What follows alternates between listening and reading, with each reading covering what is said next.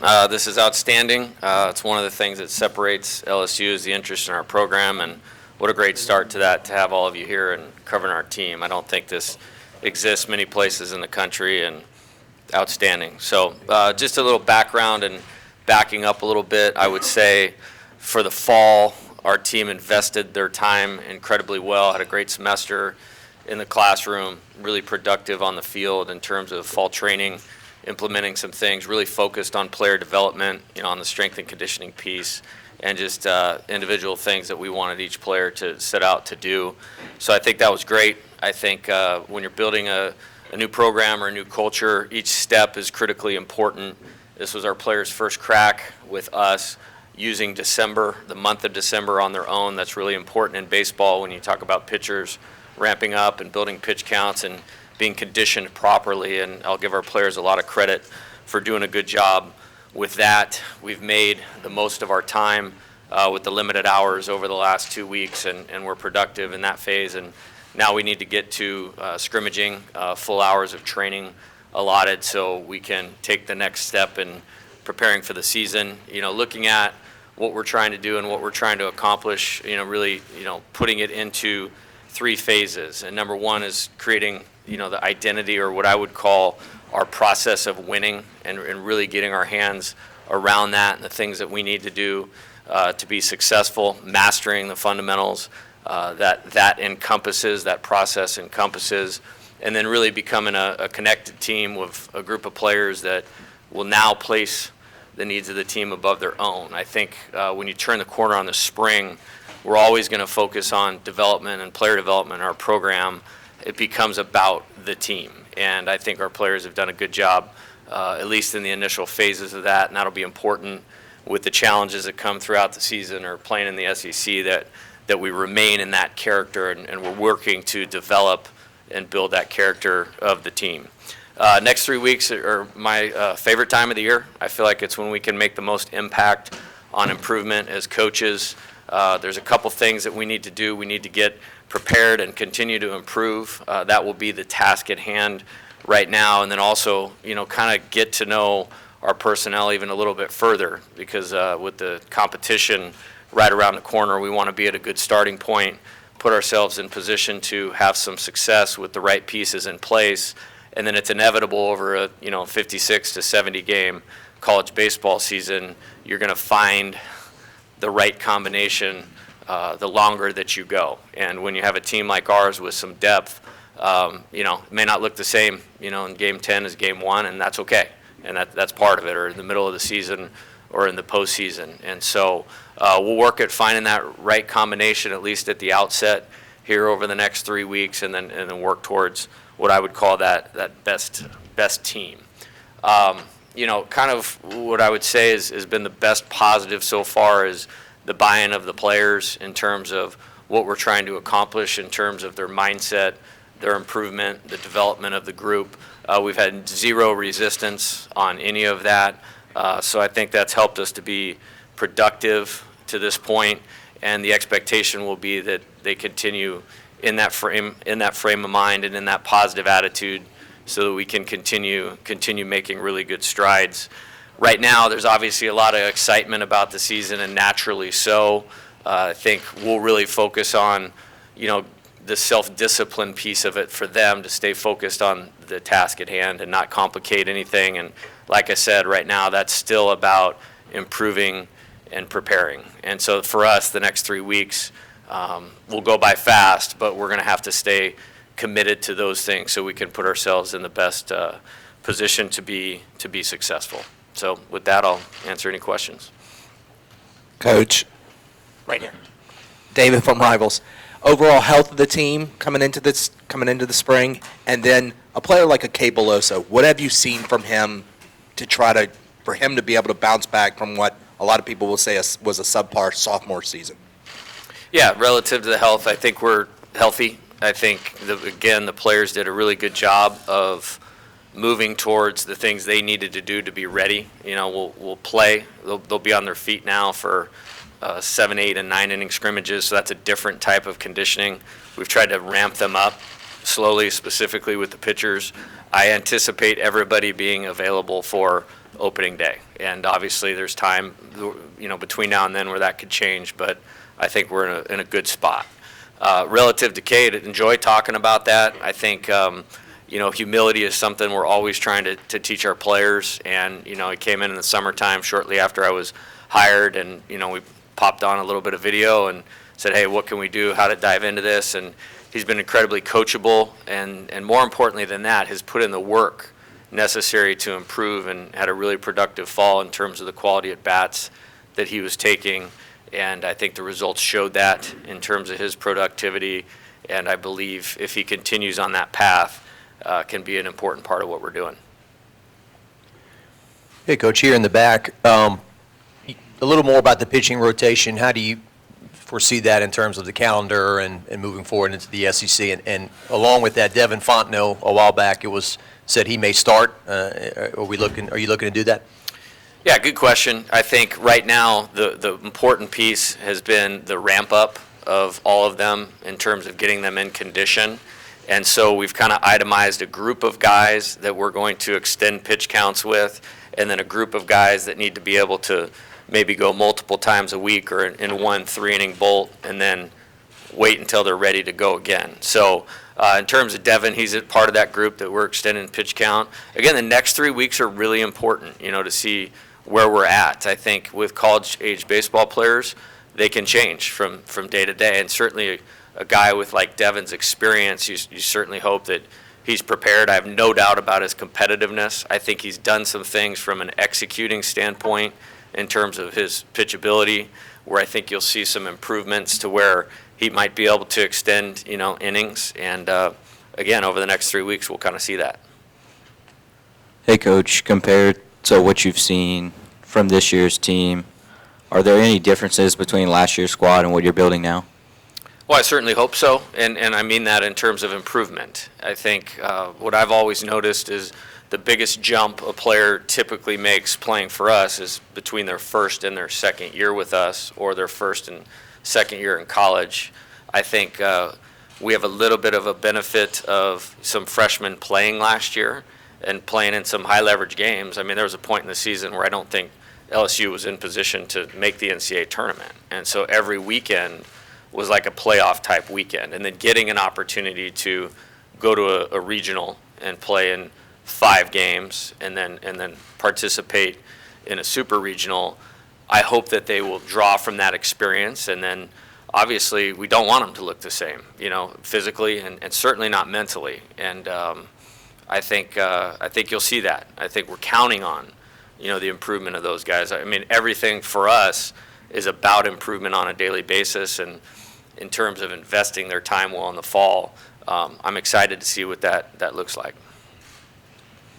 Just curious how you remain flexible when you're trying to solidify pieces in these next 3 weeks. How important is it for you to kind of keep an open mind to everything? Yeah, I think we're very organized in terms of what we're doing with that. Like I said, developing a plan of maybe this group is going to be a twice through the order or starter type pitch count situation. These guys need to be able to rebound faster, looking at where the pitcher or the position player can be put in a position to be successful. I mean, that's coaching to me. And so we have some work to do on that, and I have faith in a lot of guys. I'm really excited about the pitching staff. I think our offense gets a lot of credit. There's a lot of really talented players that have had a lot of success individually that you guys know about, and I feel like the staff more than held their own, in the fall. And excited to see how those things line up. We're just not there yet, and it'd be disrespectful to any one of those guys to say, hey, this guy's earned this spot. We're just not there yet. Hey, Coach, Jared Paul Joseph, Fox 44 in Baton Rouge. You talked about the offensive players and how players can make a jump from one year to the next. And in the last couple of months, you've given Cade Doty a lot of praise. What are you expecting to see him jump mentally and physically this season?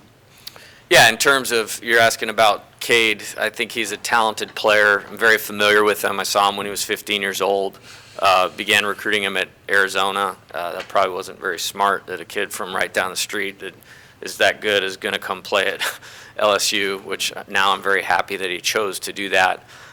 Very versatile. I think when I look and watch him in the field, the way he moves, he looks like a future major league player in terms of his athleticism, his versatility, can do a lot of things well, incredibly competitiveness, has that makeup to want to get things right, has some real winning type qualities, and can impact the game in a lot of ways in terms of, his ability to impact the ball at the plate, move the offense or manage the strike zone. Is a very good base runner in terms of instincts, running them smart and aggressive, and probably one of those guys that could play every position on the field. So very, very happy he's on our team. Coaching is in this same corner. Megan KTC from Lafayette. You talked about the freshman class from last year, some of the freshman players, but Grant Fontenot and Josh Stevenson, what do you make of their progression or efforts so far? Yeah, I think it's been a crash course for, that first-year group of players. They committed here, and then there's a coaching change. And so, really tried to get off to a good start with those guys and building, relationships with them. I think there's a number of guys that can make a positive contribution. Grant Fontenot, I think, is the first one that you asked about, has a terrific arm. I think he needs to get some experience behind him and a guy that the next 3 weeks are really important for us to be able to get him out on the mound 4 or 5 times against some really good hitters will really benefit him. Josh Stevenson was the other one. He's a left-handed hitter. He's incredibly athletic, has a great future ahead of him. And, this year, just that outfield is pretty loaded with good players. And so the ability of any of them to continue to take quality at-bats, move the offense, and help the team win is kind of where, those at-bats will go. But I'm really excited about Grant and Josh. I could see why, Coach Maneri and his staff recruited them here, and now they need to get some experience under their belt. Yeah, hey, Coach. Glenn West with LSU Country up front here. Just, I guess, talk about your catcher situation. Obviously, you welcome Tyler McManus, with Alex Milazzo. Just what do you think is the group? What do they look like so far, I guess, kind of from fall heading into spring? Yeah, when taking the job and analyzing the roster and having to do things quickly, creating balance within the team was really important, and we had the benefit of the transfer portal this year. And so, Tyler being from Louisiana, there was a coaching change at Samford, and I was contacted about him and then quickly looked at some video, assessed our situation, and moved on it pretty quickly. And then again, he's a guy that I give a lot of credit to. We felt like even though he'd been successful, there were some adjustments he would need to make to be successful at LSU or in the SEC or against the great schedule that we're going to play. And he's gone about that in a very professional manner, did a great job behind the plate in terms of managing the pitching staff, catch and throw.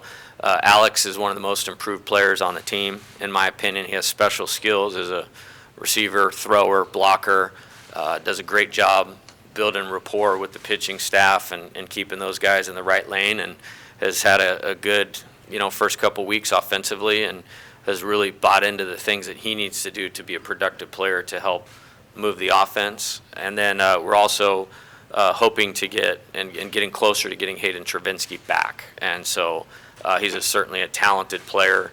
We did not get to see him do anything in the fall. He'll take his first at-bats today, so that'll be great.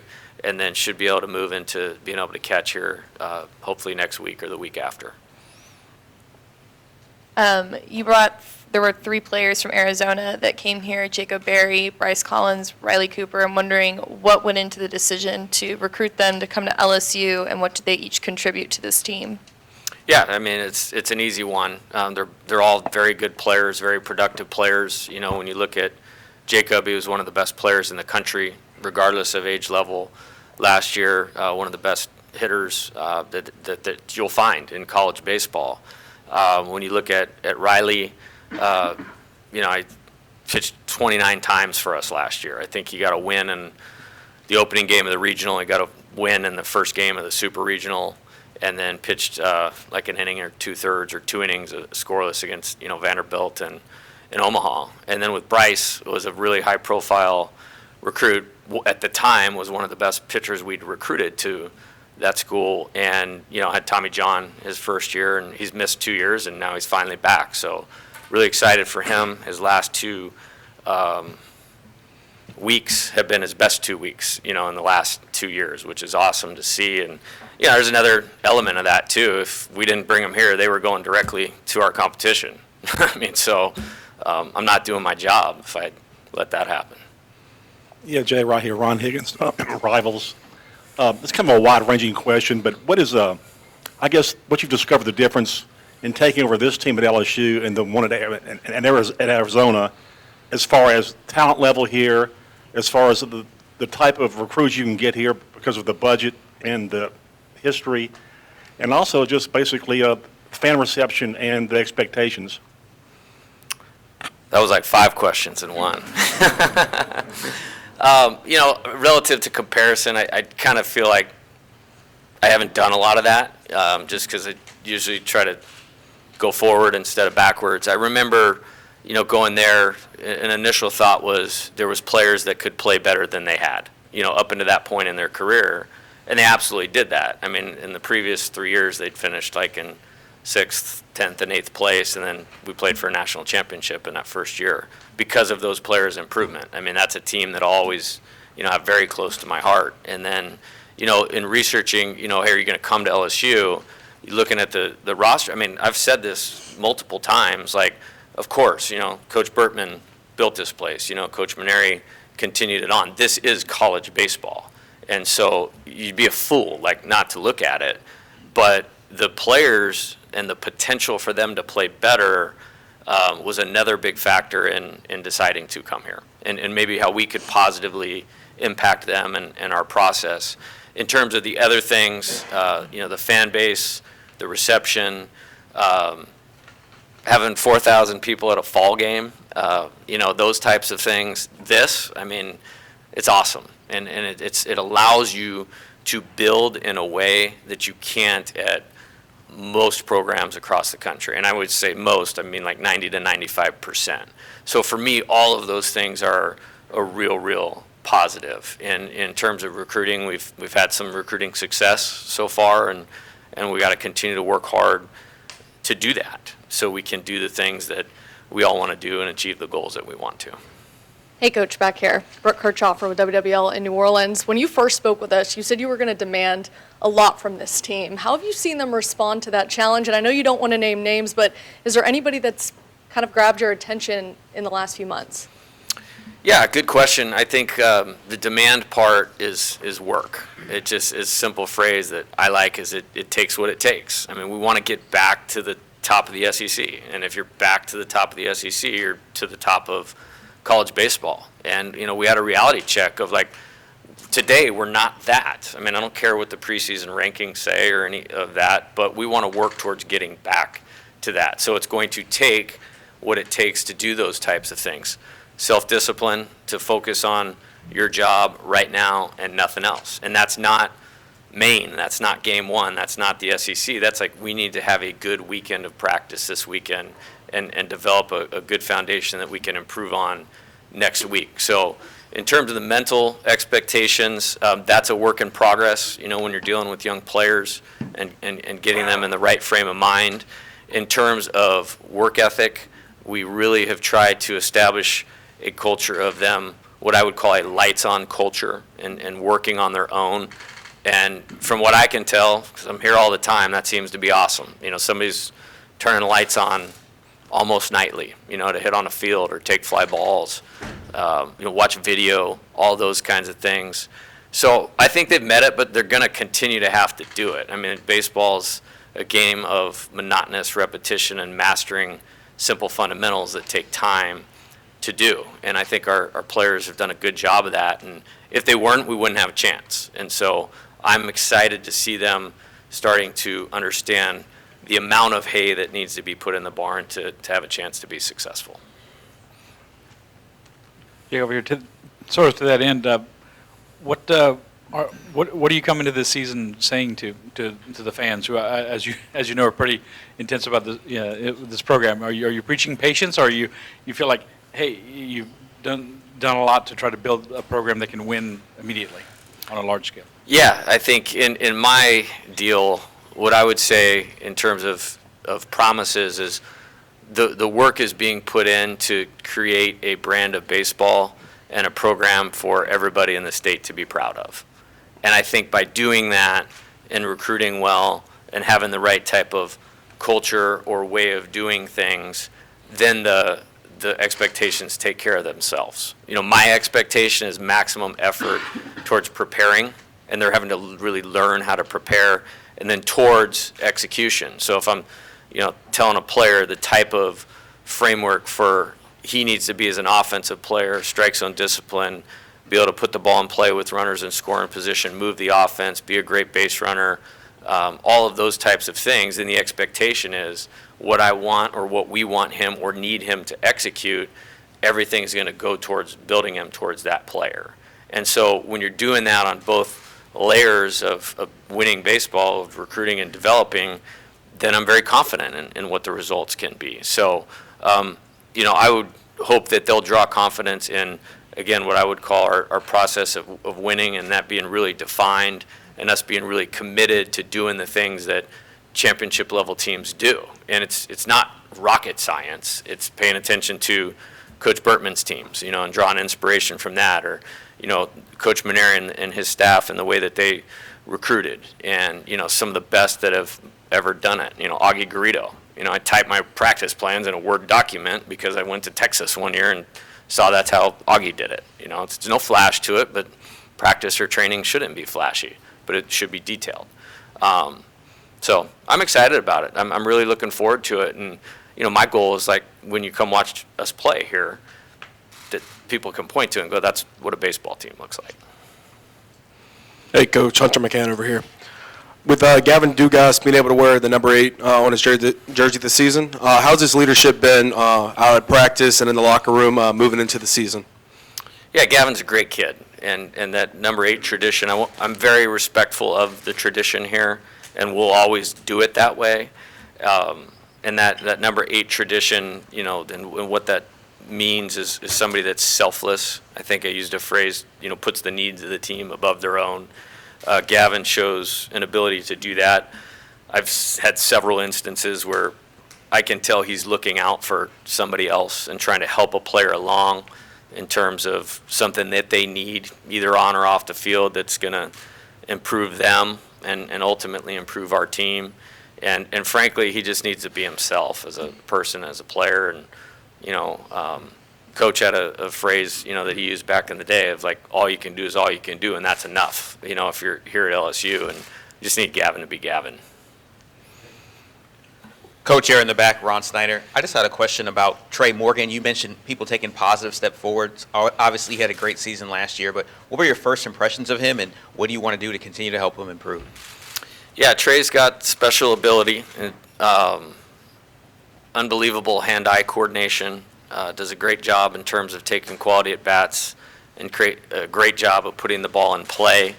I think he's a little bit stronger than he was a year ago. We've made some small adjustments to open up his game at the plate a little bit, and early returns are that he's put in the work to do that, and I'm anxious to see that as we move forward. And he's a great player, terrific around the bag, in terms of saving runs or saving outs is probably a better way to say it, with his ability to dig and pick throws in the dirt. Very good athlete. You'll see some of him in the outfield as well. Again, at least in these 3 weeks leading up to the season, until we find that right combination. Hey, Coach, Paul Boron from Your View. It's not quite the Pittsburgh Steelers, but as far as coaching stability, there's not obviously a lot of turnover here. As you go into your first year, I know you're focused on the here and now, but do you look at this as the start of a long tenure and a legacy as part of the historic coaches here at LSU? Yes. Yeah. Hey, Coach. Jared Brotman here with the Reveille. I know we kind of mentioned Jacob Berry a little bit earlier, but there's not many players in college baseball at the moment that are as talented switch hitters as he is. He's remarkable from both sides of the plate. Did he develop that at Arizona? Like, where did that come from? Was it in high school? And just what kind of influence has he had on both his teammates and his teammates on him, vice versa?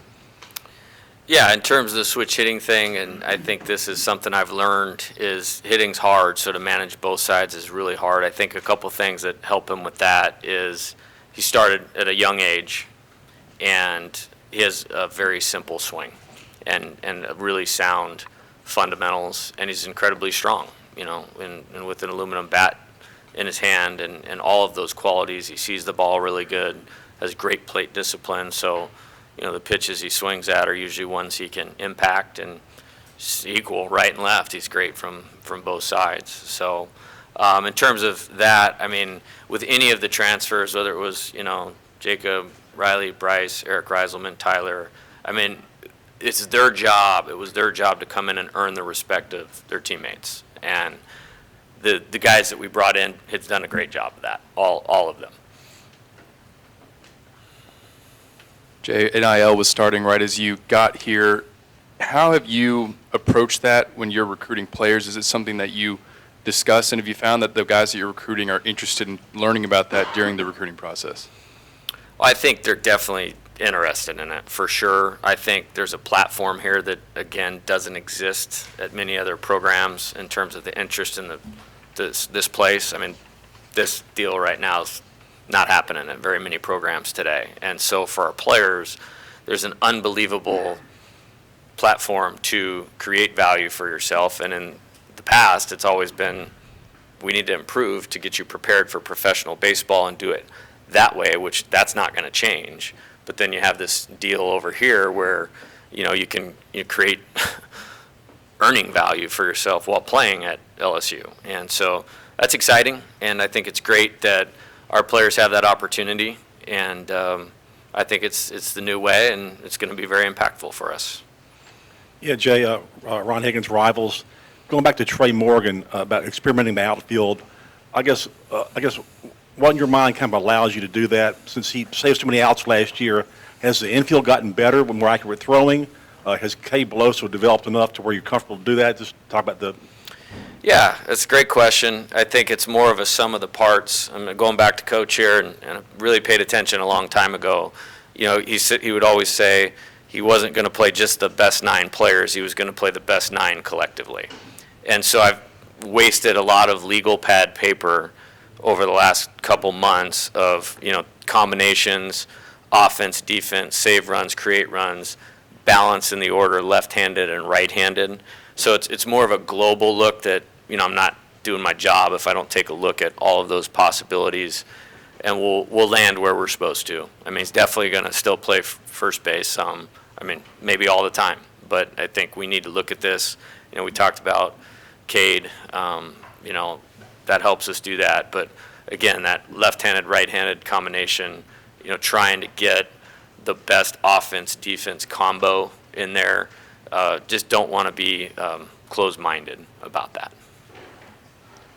Coach, every LSU baseball season, it always seems like there's this player that comes out of nowhere.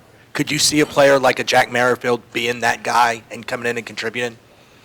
Yeah, I really like Jack a lot. I think he had a really good fall for us. He can make a good contribution on offense and defense. He played down at LSU Eunice.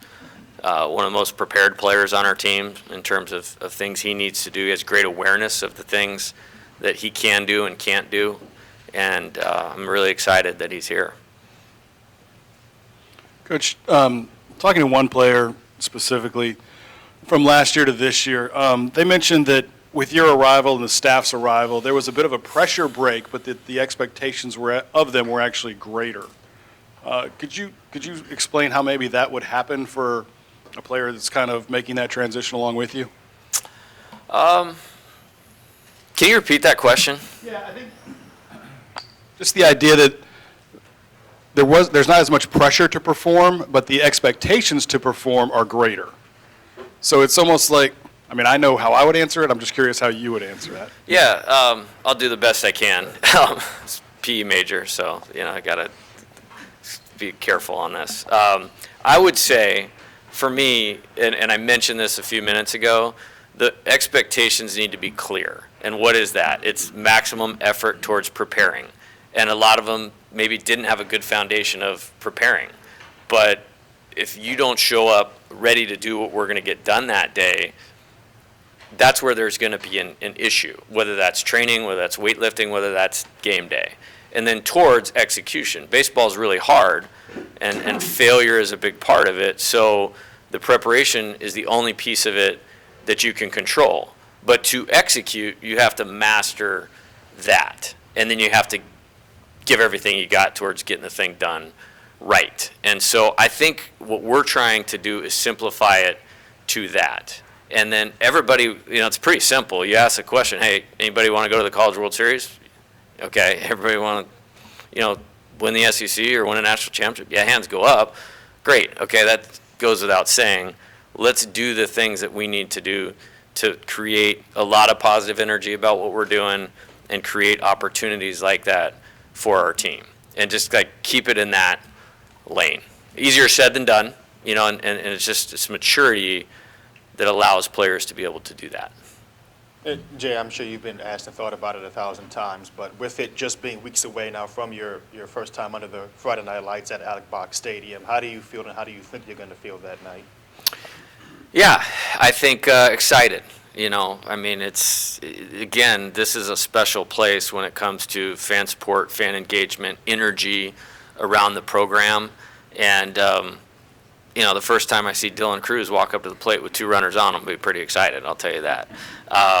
So, yeah, I can't wait. I can't wait, but again, I got to practice what I preach of that's there and that's going to be there, but we have a lot of work to do till we get there. So my messaging to the players is I'm going to have the self-discipline to focus on this so that we're best prepared when that time comes. Then everybody sees that brand of baseball that we're talking about.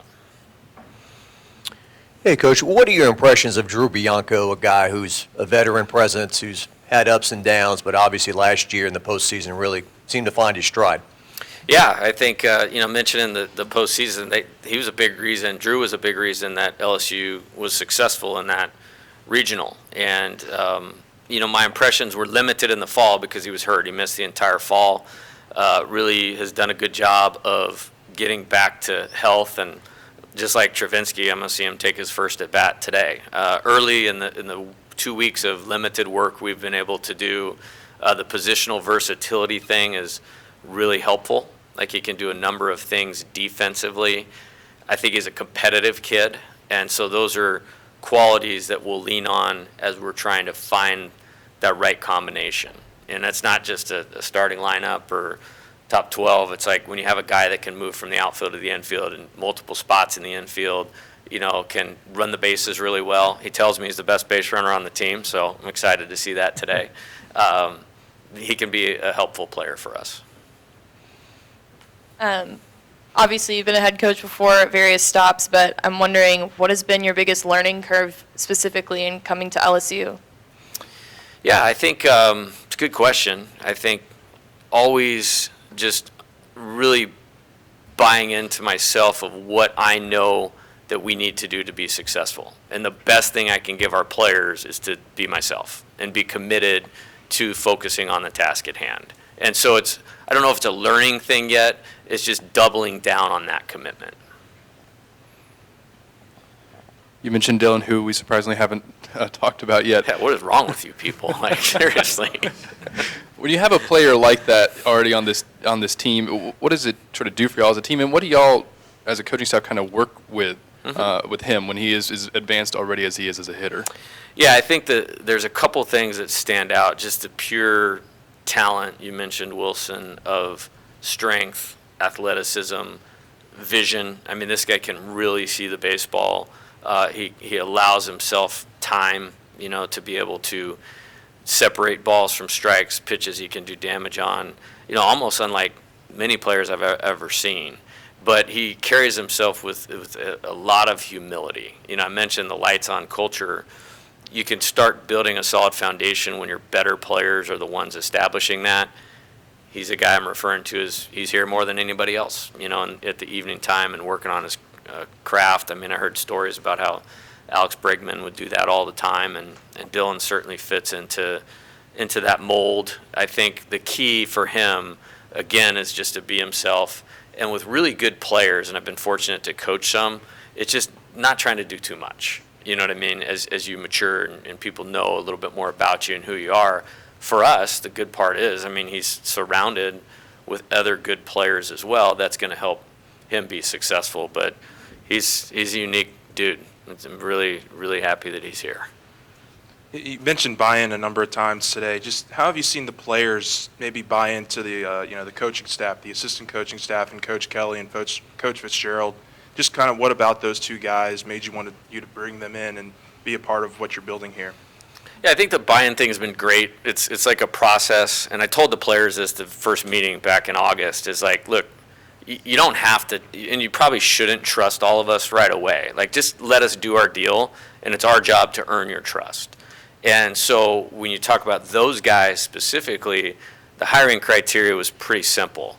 Have to be able to develop players. Our players want to be Major League Baseball players, and that's the expectation. Not everybody's going to do it, but I want them to have the desire to do that. So if that's what they want to accomplish individually, our coaches need to be able to help them develop to be able to do that. All three of them, Coach Fitzgerald, Coach Kelly, Coach Wanaka, check that box. Then you go to the recruiting piece, evaluating, both of them, outstanding at doing that. And then the third thing, and it's really number one, but not as cool to talk about, as they're great human beings in terms of work ethic, character, all of that. So when the player sees that, it's easy for them to develop trust, and then you start working towards that buy-in. But the other reason that continues to come up and kind of answers the question from over there is, like, if you want to do something quickly, we don't have time to kind of feel it out. So it's like this balance of, like, hey, we're going to work, we're going to do the right things to earn your trust, but if you want to really do something, the buy-in thing has to be there immediately. And I think those coaches have really helped us with that. We've seen the flurry of activity with the portal in football. I'm just curious, how do you see it working in college baseball? Do the numbers and the money kind of shrink that activity, and how do you like to approach it? I think it's kind of it is what it is, and regardless of what changes in terms of NCAA legislation, I don't spend much time thinking about, like, do I like it? Does it help us or not? You got to kind of figure it out and go with it. And so in this case, it was coming down the pipe. We had things on our team that we needed to improve. We used it to our advantage. I think the longer we go, who knows how it goes. I think something that's important to me is we will coach every player on the roster. Every single guy will get attention relative to their development. And so hopefully they see that that's the best path for them and want to stay here and be a part of what they're doing with guys that they're developing strong relationships with. And then if we have a need where, hey, we missed in recruiting, you got hurt on the draft, and the players out there that this is an attractive option for them. Coach, back here in the back, you've listed 46 players. I know you got a limit at 40. What happens to those 6? How tough is that going to be to get down to 40? And secondly, from 1 to 9 on offense, are you confident that teams won't be able to pitch around Dylan Cruz, Jacob Berry, Cade Doty, and the like? Yeah, in terms of the first one, we're pretty close to where we need to be. Everything's been communicated, but you don't have to declare until the first game. And we need to go hard in these 3 weeks. We need to develop the team. And so we are carrying some guys with the expectation that they are going to go off the roster or redshirt. So everybody knows what the situation is. We're really down to, like, hey, maybe one spot where we got to do it, and that's been communicated to those players as well. And so we're right where we need to be. I'm not going to elaborate on that anymore at this time because it's not fair to those players. And then as far as the lineup, there's a lot of good pitching in the schedule that we're going to play, and so it's great to have that talent, but they have to be committed to take the type of at-bats that are going to allow their talent to show up as skill. And so we have a lot of work to do on that. I'm excited about the talent, but we have to put in the work and take the at-bats worthy of making it tough on the opposing pitcher.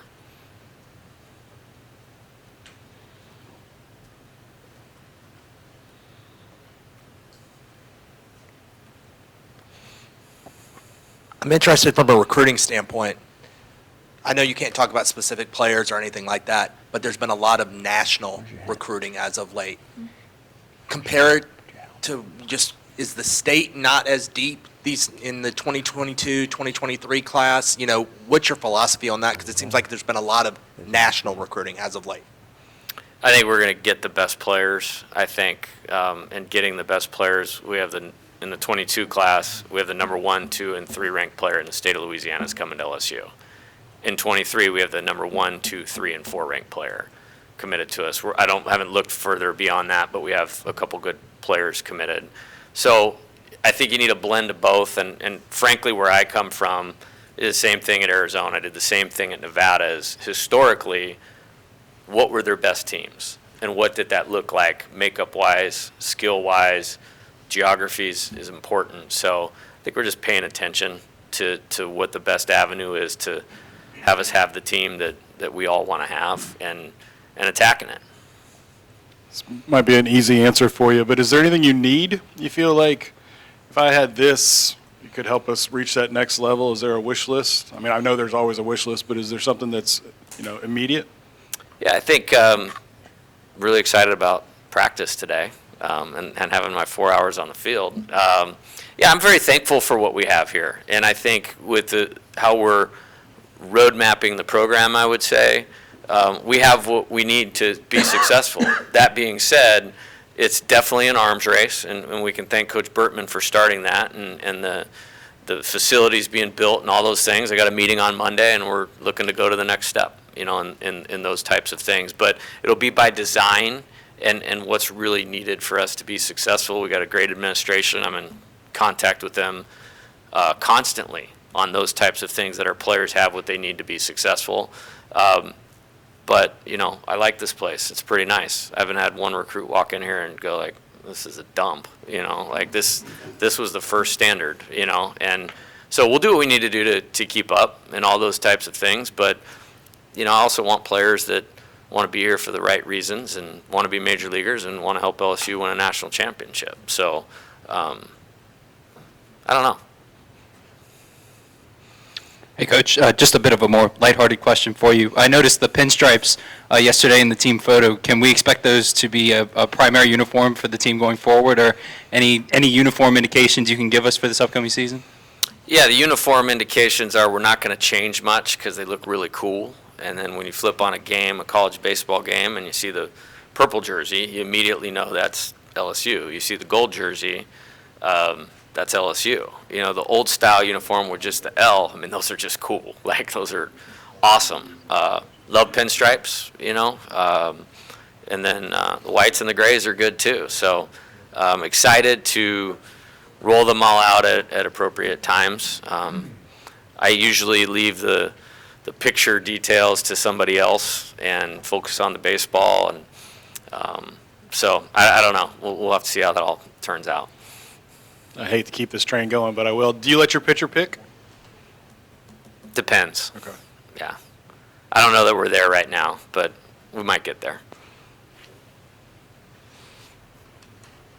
Anyone else? We got time for one more. Okay. Thank you, guys.